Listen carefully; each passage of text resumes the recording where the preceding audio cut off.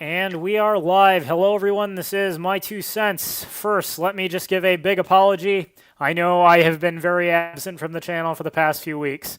I'm not going to bore you with the details. Let's just say I've had a lot of work to do, both personally and professionally.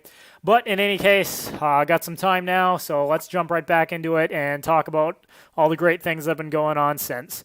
I'm joined by my longtime friend and patron, Nightshift 10,000. And I just want to say from the start, since this is kind of a welcome back stream, I've been away for a while.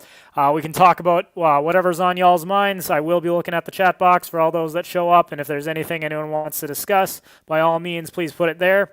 But of course, given current events, I could not resist but to talk about the final come to an end of the U.S. involvement in Afghanistan, which I'm going to say is both a good thing and a bad thing, but I think more so the public opinion is it's a bad thing right now.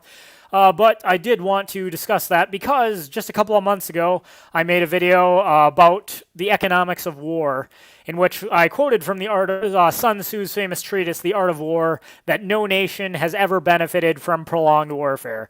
And I would say what happened over the past week in the U.S. pulling out of Afghanistan and the subsequent fall to the Taliban in, was it a week, Night Shift? I think so. Maybe. I don't know. It might have been. Yeah, honestly, so it's something like that. Basically, the United States formally pulled out all troops, and within a couple of days, 1 week, maybe a little bit more, the entire country fell to the Taliban, which is the terrorist organization that controlled it prior to U.S. invasion. But before we get to that, let's take a quick breeze through the timeline of the U.S.'s involvement in Afghanistan. This is an article from the Council on Foreign Relations that basically lays out the timeline here. We're not going to go through all of it because, it is more than 20 years. But Al-Qaeda and the Taliban basically come on the world radar in 1999. 2001, we get the terrorist attacks in the United States. George Bush vows revenge. United States invades. By November of 2001, Taliban are in retreat. Osama bin Laden, mastermind of the terrorist attack, escapes December of 2021. Interim government.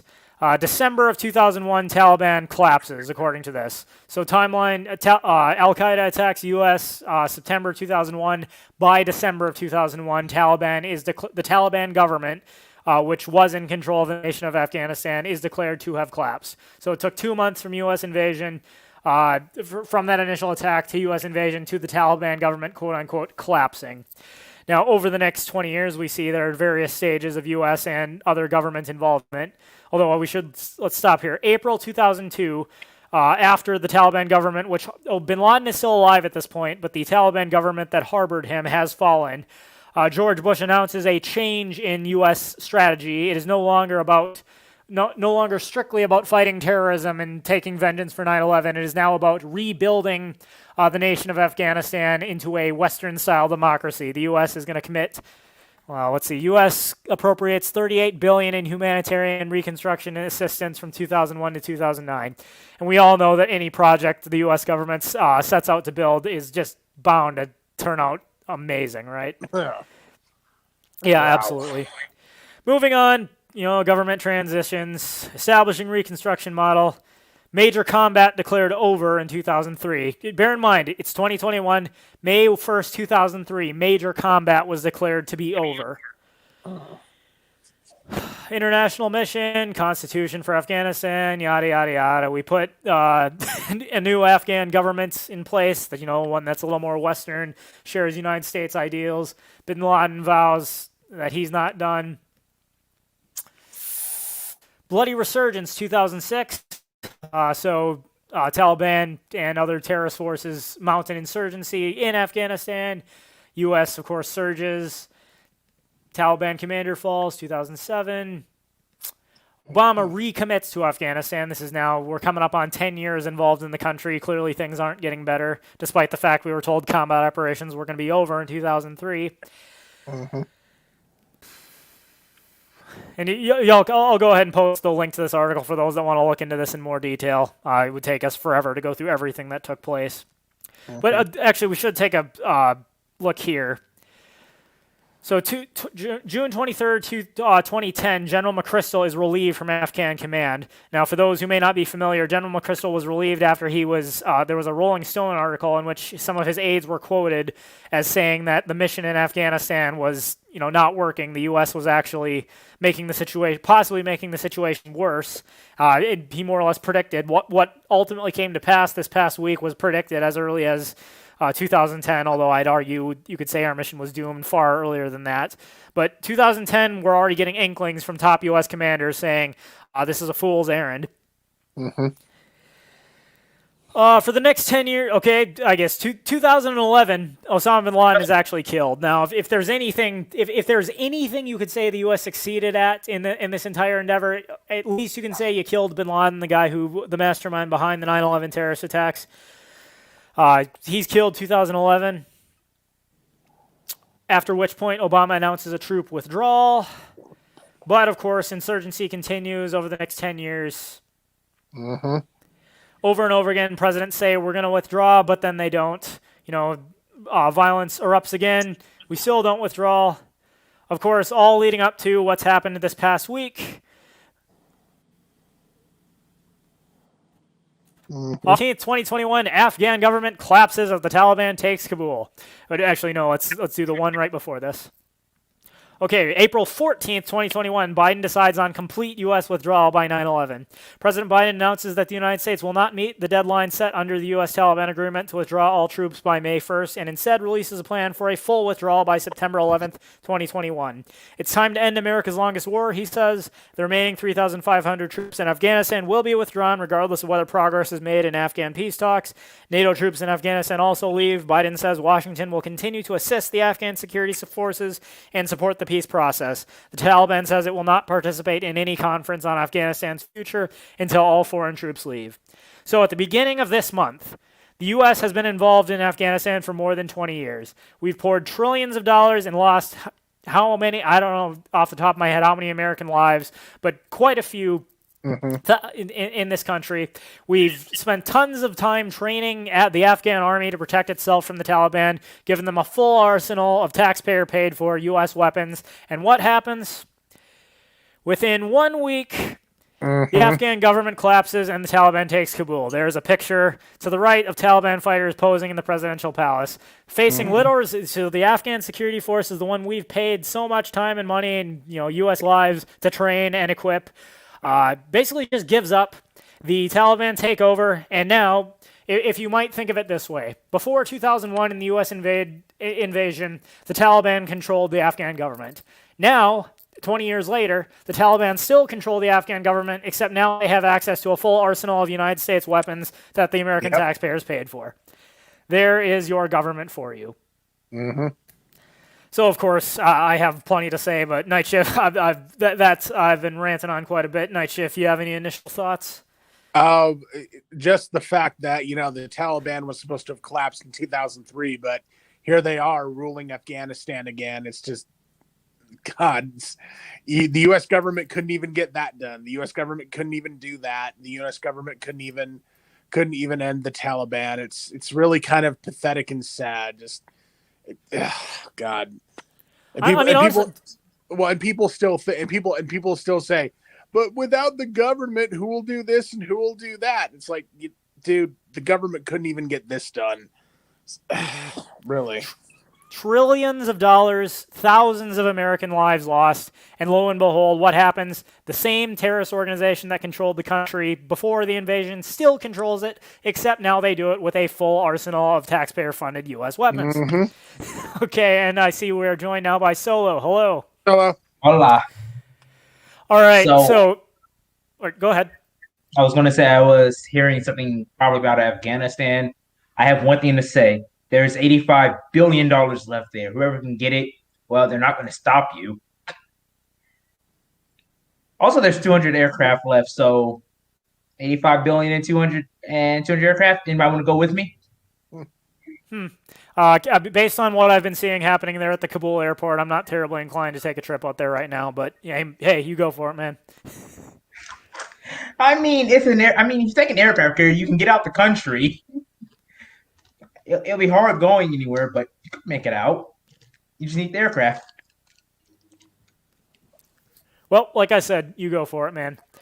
Now, I did want to talk about this here, though. Here's another article by Ron Paul, who is, of course, great libertarian, former U.S. congressman and commentator now. And he has an article here, Kabul has fallen, but don't blame Biden. Now, the thing I did want to talk about is, of course, in the news, everyone is saying President Biden did an absolutely miserable job of pulling out of Afghanistan, and which you could argue that it could have been done better.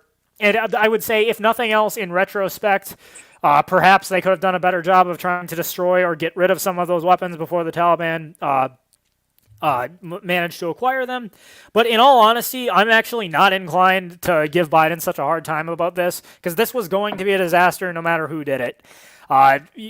In his speech, Biden said, "I'm not going to pass the buck to another American president."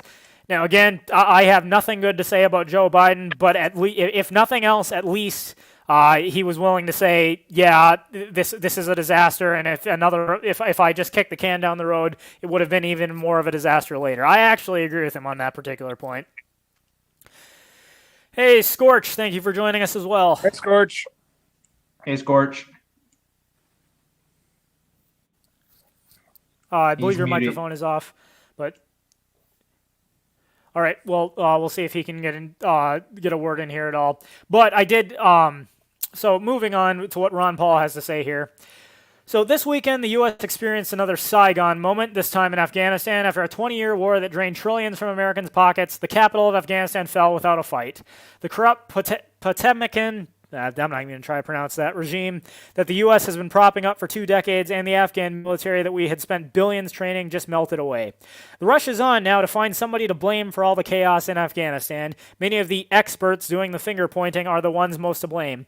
Politicians and pundits who played cheerleader for this war for 2 decades are now rushing to blame President Biden for finally getting the U.S. out.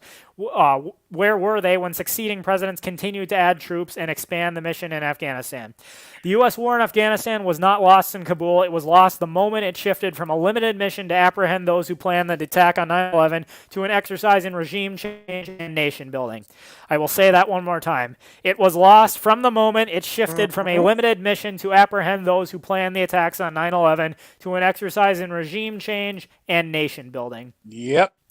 And there, I think another point to make is that a lot of times libertarians are accused of being pacifists, in that they think war is never justified. I'm going to say I am not. Perhaps there are some who are both libertarians and pacifists, but I am not actually of the opinion that war is never justified. In wars that are defensive in nature, even if that does include an invasion, could in theory be justified. However, the fact that 20 years of this much money being thrown into the country and the Taliban retaking it immediately is proof positive that, yes, this war was doomed. If one could argue that there was a proportionate defensive measure to be made after the 9/11 terrorist attacks to go after bin Laden, but the war was doomed from the moment we tried to actually rebuild that country, and it was it's proof positive in how quickly that it took 1 week for this government that we propped up to fall the moment the United States left.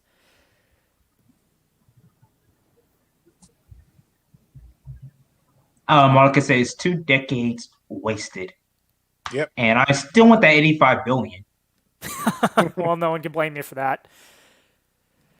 Scorch said he was unable to get in because it kept crashing on his side. I just wanted to say I hate the fact that I wasted part of my life there, and I once supported this war. Yes, Scorch is a veteran. I feel very bad for you, Scorch, and I feel bad for all your brothers and sisters who served in the armed forces who had to go over there and do that. 2 decades wasted. Mm-hmm. How much blood did we spill?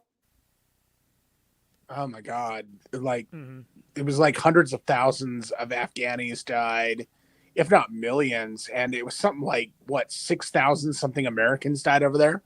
Oh yeah. Hey, wait! The volunteer says Afghanistan is doomed to be a repeat of Vietnam, definitely. But perhaps actually, there's one thing I want to say about that.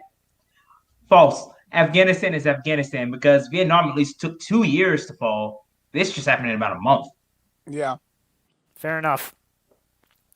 But another thing, beyond all the Afghans who died during the war, especially now, reports are coming in that as the Taliban's going from village to village, they're finding any and all Afghans that supported the government over the past 20 years and slaughtering them in the streets.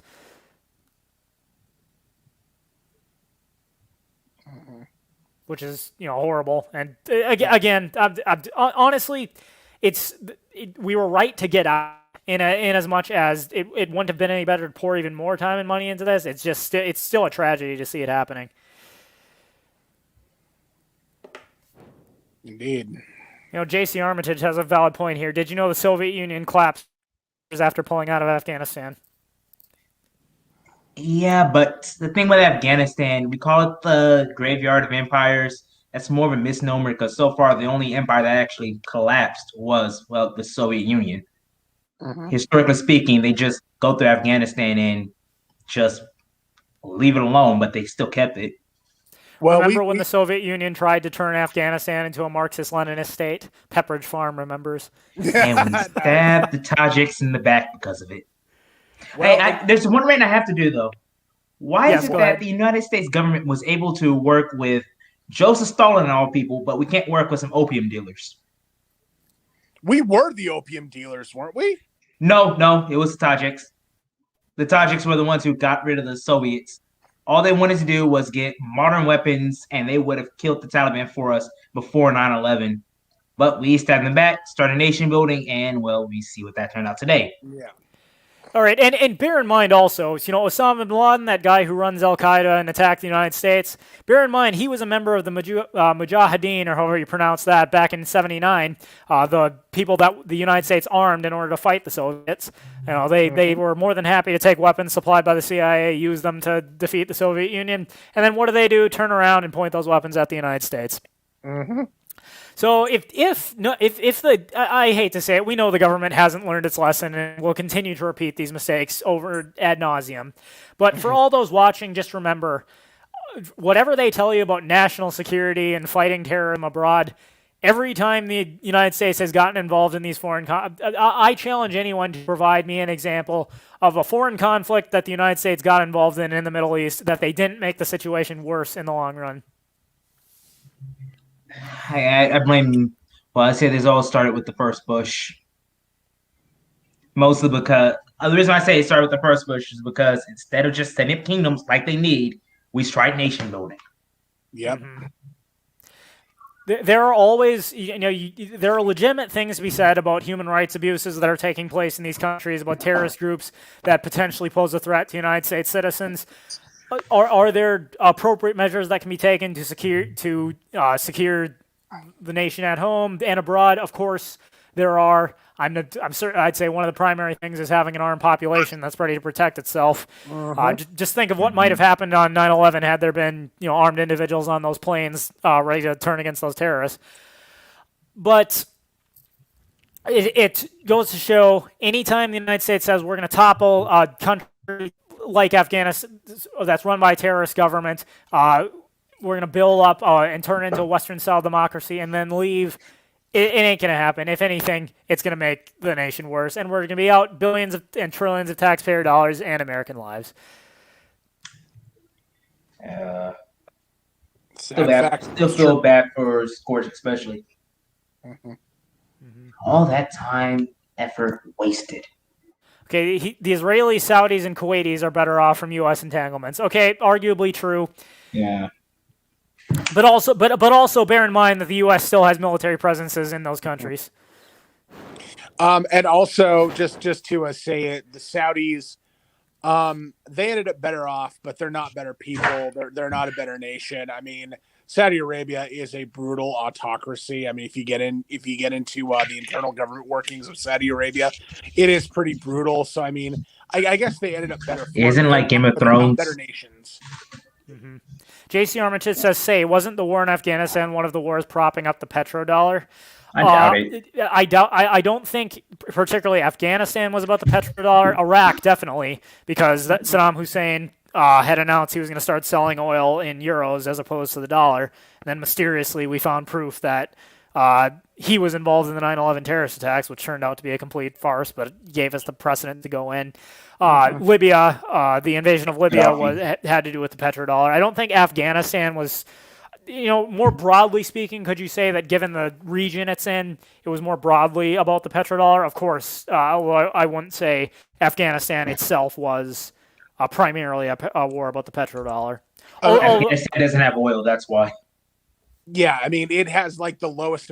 Afghanistan surprisingly has the lowest amount of oil in the entire world. In fact, they have yet to find any there, haven't they? I can't say that, but I can say the only thing Afghanistan has was opium. Yeah, definitely. Yeah. The major cash crop of the country. The people of Afghanistan have been farming goats and opium for, I don't know, 7 centuries before Christ, something like that. Yeah, I just know that the British used Afghanistan to screw over China with opium, which is just, the more you read the story, the funnier it becomes. Mm-hmm. Well, I really don't have anything more to say on that topic other than, the government wrecks everything it touches, and this is yet another more proof of it. No, and actually, here's something. Mark Crawford said, I can only think of one, South Korea. Now, what's interesting is that there are those that say, look at the countries that benefited from U.S. involvement. You could say post-World War II Germany, post-World War II Japan, post-Korean War Korea. What's unique about all those countries? The United States still has a permanent military presence in those countries. Oh, yeah. So, you could say those countries benefited, and I would say you can argue, yes, they indeed did. Also notice the U.S. never left. Now, suppose the U.S. strategy had been different. Suppose they'd said, we are going to permanently build bases in Afghanistan. It's more or less going to become a satellite state of the United States, and we're going to build up a Western democracy, and we're never leaving. Could this have turned out differently? Arguably, yes. In that case, perhaps the Taliban wouldn't have retaken it. But the problem there is, on one hand, you can say those countries were a success because the U.S. never left. But where does it stop? I mean, the U.S. already has bases in, 123 different countries worldwide. The more, if the strategy is going to be any country and we invade, we build bases there and we never leave, you can argue it might work for that country, but it's also going to be more and more of a drain on the American taxpayer. So either way, it's still a huge waste of American money and American lives. You simply cannot fix every wrong in the world. Are there appropriate measures you need to take to protect yourself and your community? Yes, absolutely. But if America adopts the role, or any country for that matter, adopts the role of being the world police, as they called it, Team America World Police, it can only be a bottomless pit of wasted resources. Plus, on another side, going back a few, basically going back to the topic of 2 years after the Soviet Union pulled out of Afghanistan, it collapsed.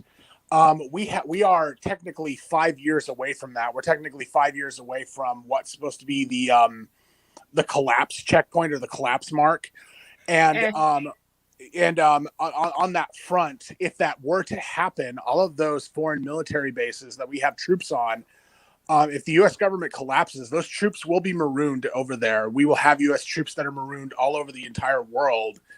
And shit's going to get way worse for them when they're marooned in those foreign nations. I think I can imagine what's going to happen. Huh? I think I know what's going to happen. You know how the Taliban just took all our stuff and they have all the good stuff now? Yeah. Yeah, that's pretty much what's going to happen if the United States collapses worldwide. Yeah. Oh, yeah. JC Armitage here again. Gotta love how the U.S. government lets the Taliban have all those M4s and fighter jets, yet people still say that we need to let the state monopolize weapons ownership for must safety. It makes me think of a meme that I saw on Twitter where it says Biden doesn't want you to have an AR-15, yet this happens, and it shows a picture of the Taliban like inspecting all the new weapons they've stolen from the Afghan armories. Hey, as I said, since they have fighter jets, go take a portion of the $85 billion and take a fighter jet home. Well, where even is that? Where even is that $85 billion? Probably at the basis. Huh. I don't know. Just take a few bands and then just fly off. Well, fly to India. India should be safe to land at. Jeez, you would think the Taliban would want to secure that money too, but it's like they're not. They might by now. Now, Meowcat171 has a great point here as well. He says the Afghans should have revolted against the Kabul government and captured their resources before the Taliban came. Now, on that point, another thing that's true is you cannot fight for people who will not fight for themselves. Now, I know there's a lot that can be said about how much time and effort the U.S. put into training the Afghan military to protect itself, but if they gave up without a fight, it essentially shows the people have no will to stop the Taliban. If people won't fight for their freedom, you can't help them. And unfortunately, the reality is that's going to be the truth, not just in Afghanistan, but anywhere else. The more totalitarian any government becomes, if the people won't stand up and fight for their rights, then no invading force is going to can make them do that. Exactly. Hey, I have something along that same lines. How do we know that the Afghan military just weren't Taliban by moonlight? Exactly. To what level of corruption existed? How many of them were working for the Taliban in the first place? How many were paid off? It's these are all things that U.S. intelligence, the best in the world, was supposed to figure out, but apparently got wrong. Mm-hmm. Oh yeah, wait. There's actually something that Nate the volunteer said. Don't be surprised to see more Toyota trucks in the Middle East. Yeah. That being said, I actually have a bunch of stock in Toyota because of this. Mm-hmm. I saw this coming and decided to you know what? I'm gonna make money off of this.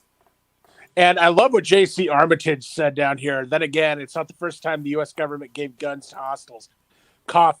Operation Fast and Furious Cop. Yeah, giving firearms to Mexican drug cartels so they could use that against the border guards.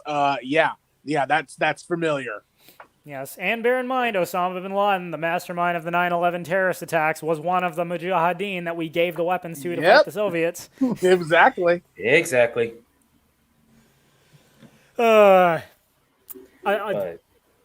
Again, I am not anti-war per se. There are legitimate reasons, wars of self-defense. I do believe in having military forces, in an ideal world, they'd be privatized, that have a narrowly defined mission to protect their defined communities, if necessary, to take retaliatory action if and when groups like Al-Qaeda successfully commit terrorist attacks. But this whole foreign nation building, spreading democracy worldwide, is nothing but a failure and a drain on American taxpayer money.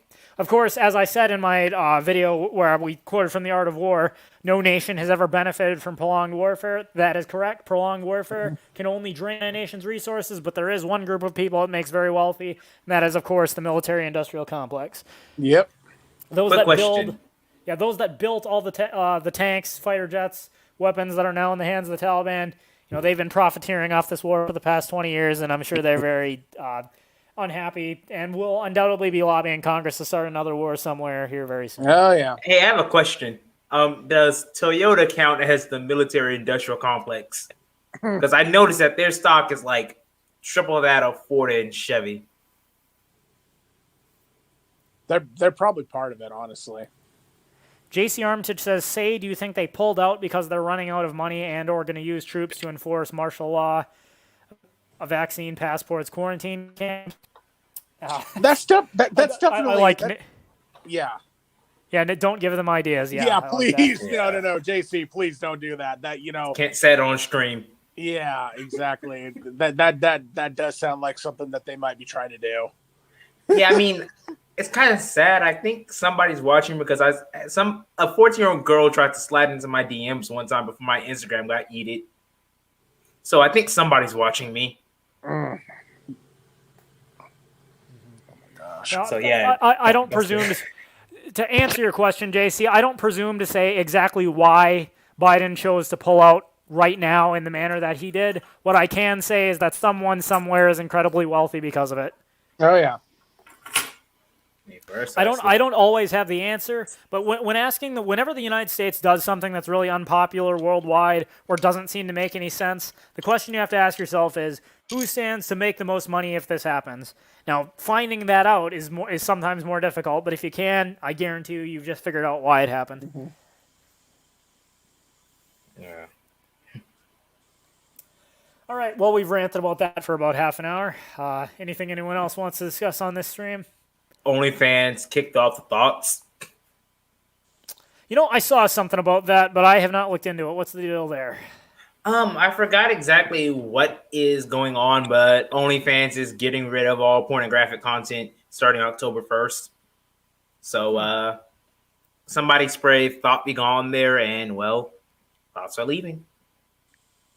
Isn't pornographic content what made that site notable? Exactly. They did not learn from Tumblr. Well, yeah, seriously. What I'd heard is that like mainstream porn platforms are actually mad because OnlyFans is stealing all their customer base. So I wouldn't be surprised if that had something to do with it. Corporatism comes to the rescue. God. Corporatism, even in the porn industry. Goddamn, really? Wow. Ugh.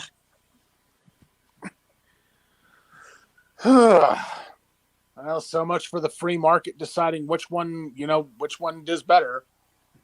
Yeah. I have mixed feelings about this because I'm anti-porn, but at the same time, I don't think we should do any legislation against it. If that makes sense. Well, in my video, why making porn illegal is a horrible idea, I explained. Yeah. Whatever your position on the morality of porn, making it illegal will almost certainly guarantee it'll be even worse. Plus, it violates the whole tenets of free speech and whatnot, freedom of speech and freedom of expression. Exactly. Well, I was going to go for the fact that if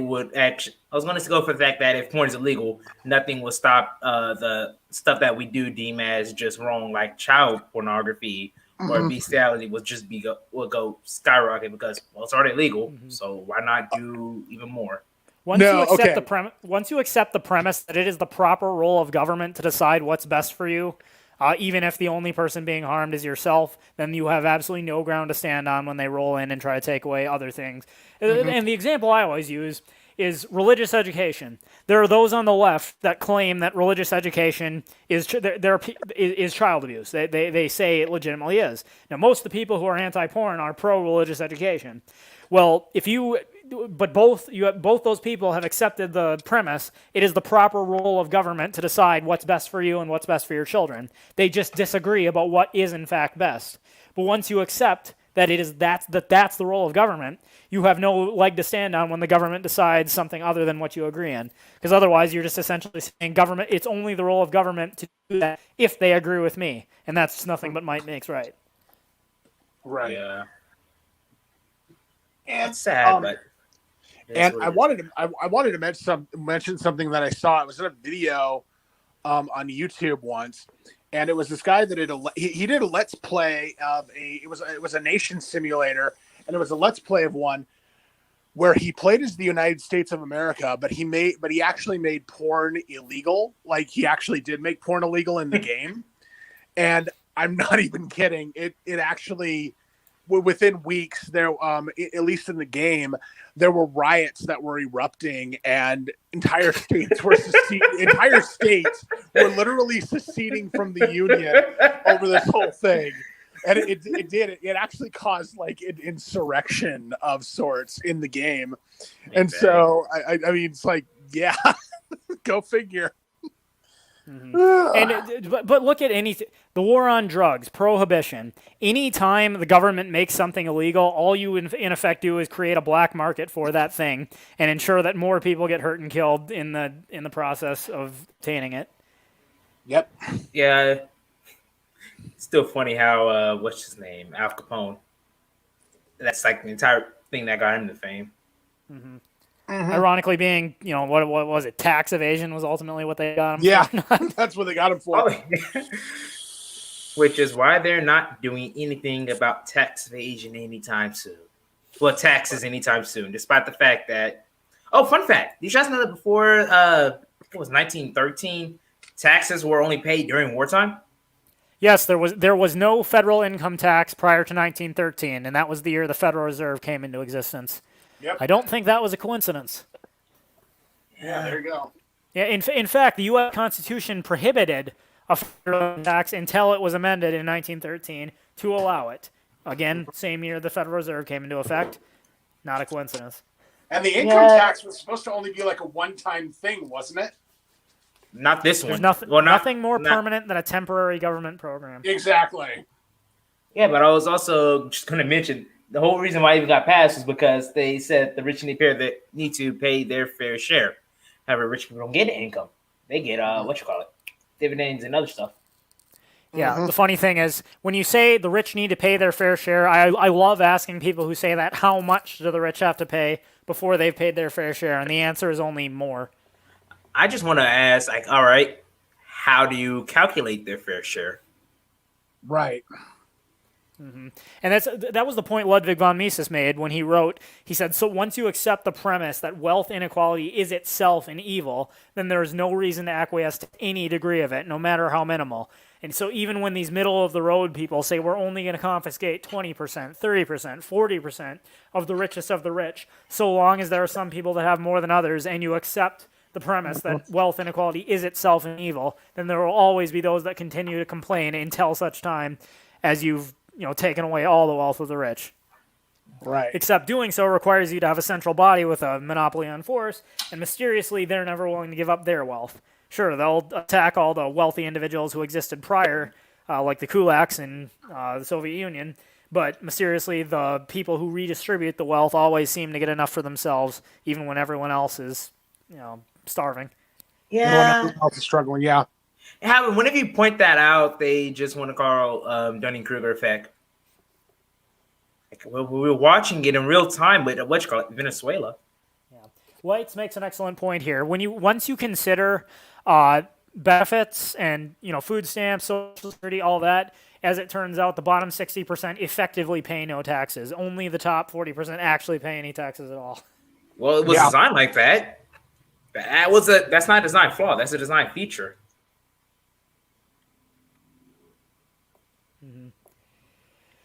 No, as Meowcat's as a point here, you can argue a lot about what really was the real reason the war on drugs started. But I'll tell you this: who has benefited the most from the war on drugs? The drug cartels. Yep. Oh, yeah. You think those guys would be as wealthy and powerful as they are if drugs could be legally grown and sold? Absolutely not. No. I mean, there was a time when we didn't particularly care about the southern border because, well, drugs were already illegal. Anything you want to get over there, you can do legally. Yeah. The two groups of people that are most interested in the war on drugs continuing are the so-called legitimate politicians and the drug cartels. And the funny thing is, truth be told, there isn't a lot of difference between the two people. Really? Except as to who's quote unquote legitimate and in the eyes of whom. Yeah. They're two groups of people with a monopoly on force that exercise control over given territorial regions. Yeah. Guys, see any good memes lately? Any good memes? I mentioned the one about Biden and the not wanting you to have an AR-15, but perfectly good passing on fighter jets and RPGs and fully automatic machine guns to the Taliban. I really want that fight. I really want an F-15, so I might have to go to Afghanistan just for one. I mean, they're not going to notice it's gone. But at the very least, I'll be in India by the time the Taliban realizes that they're missing one. If I could get any fighter jet to park in my backyard and fly, I want one of those old F-14 Tomcats. The one Tom Cruise flew in Top Gun. Yeah. That was a sexy aircraft, the way the wings folded. It was. So, yeah. I'm still I have to be amazed at what we left behind. Otherwise, I'd get irrationally angry right now. So, still trying to do that. Absolutely. But yeah. Anyway, hey guys, I gotta go because my dinner is ready. I got keto from Whataburger. Not Whataburger. We've been going for about 40 minutes, and this was a good discussion, especially the Afghanistan point and everything else. Anyways, thanks everybody for watching. Night Shift Solo, thanks for coming on and for your continued support. Problem. And again, to everyone, I apologize for my long absence from YouTube. I will not let the upload schedule be absent this long again. So hopefully we'll get another Pokemon stream here in this weekend, and then as more stuff comes up. So here's a question I do want to put to all those watching. If you want to put it in whether you put it in the chat now or put it in a comment afterwards. My channel is kind of at a crossroads in that, I started out, back when I started this channel, that was at the height of the ANCAP community, along with folks like Mr. Dapperton and all those who are no longer active. what was the ANCAP community is kind of gone. I still do response videos. People like the Gravel Institute. I've been doing a lot more of the anti-feminism stuff just because that has been getting a lot more views. But it's kind of a time to reevaluate what direction my channel is going in. So if anyone has any suggestions for what kind of content they want to see and stuff to be addressed in the future, by all means, leave me the comments. And Night Shift 10,000, we got two of you now. I got kicked off for some reason. Something kicked me off. I don't know why there's another me in here. Okay, well, I guess it's his phone. Yep, I guess we call him Night Shift. Oh, Anyways, Hey, wait. Before you head out, I gotta tell you one thing. Do not do any anti-feminism responses on TikTok. I got a strike because of it. Oh, yeah. Well, I have not touched TikTok and I don't intend to. Mm-hmm. Although I will say I may pull some feminist content from TikTok to address because there are some other manosphere type channels who do anti-feminist stuff who I've been watching pull stuff from TikTok. Oh, it is hilarious. Mm-hmm. The things women will admit to on TikTok. It's like there's this one, actually, I haven't personally made a response to it. I first saw it on Taylor the Fiend's channel. But it's this TikTok where a girl's like giving advice to other girls about texting nudes. And she's like, okay, I've got this Excel document that has a list of all the guys I'm currently texting. And, like that in and of itself deserves, like just that particular cut deserves a response. But she's like, so when you're texting nudes to a guy, what you have to do is put in the background, Photoshop a number really small, and you associate that number with a guy, and then if that photo gets leaked, you know who leaked it, so you can go after him legally. Mm-hmm. And it's like, are you kidding? Really? This is the mindset of at least some women today, but. Whatever. Like I said, maybe we'll address that in a future stream. Okay, cool. All right. Good night. Goodbye, Night Shift 1 and Night Shift 2 and Solo. Thanks for being here. All right. And everyone else, as always, that is my 2 cents. Take it for what it's worth.